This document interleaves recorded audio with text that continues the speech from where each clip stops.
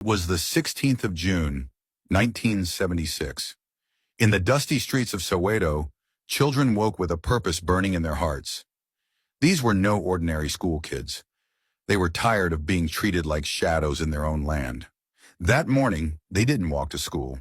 They marched to change history. The apartheid government had made it law. Black children must learn in Afrikaans, the language of their oppressors. But how could they learn math, science, or their own history in a language forced upon them? The students knew Afrikaans was not education, it was a weapon. Thousands gathered, some as young as 10. They carried books in one hand and courage in the other. They sang songs of freedom. They believed if they marched peacefully, they would be heard. But they didn't know. The state was ready to answer with bullets. The students turned a corner and met guns. The police shouted, fear spread. But the children didn't run. They stood tall. They chanted louder. Because in that moment, they weren't children anymore. They were freedom fight.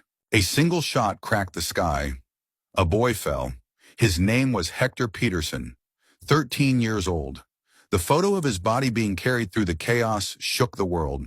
That image was more powerful than 1,000 speeches. South Africa's children had paid the ultimate price. The bullets didn't stop. More students fell. The uprising turned into a battlefield.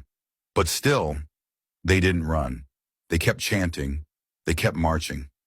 That day, education became war, and the classroom became sacred ground. Word of the slaughter spread fast. Soweto lit a fire that raced across the country. The world watched. The youth of South Africa had cracked open the shell of silence. What started as a protest became a revolution. People around the world took notice. They marched in support. They wrote letters. They called for sanctions. Soweto had shouted, and the world heard. Apartheid was bleeding, and it started with the courage of children. Hundreds died. Thousands were arrested. Mothers buried children. Fathers lost hope. But the young people of Soweto didn't die in vain. Their voices became thunder. Their names became flags. And their sacrifice moved a nation closer to freedom. Today, June 16th, is Youth Day in South Africa. But it's more than a date. It's a heartbeat, a memory of children who faced tanks with nothing but books and truth. And to this day, their voices remind us, never underestimate the power of the young.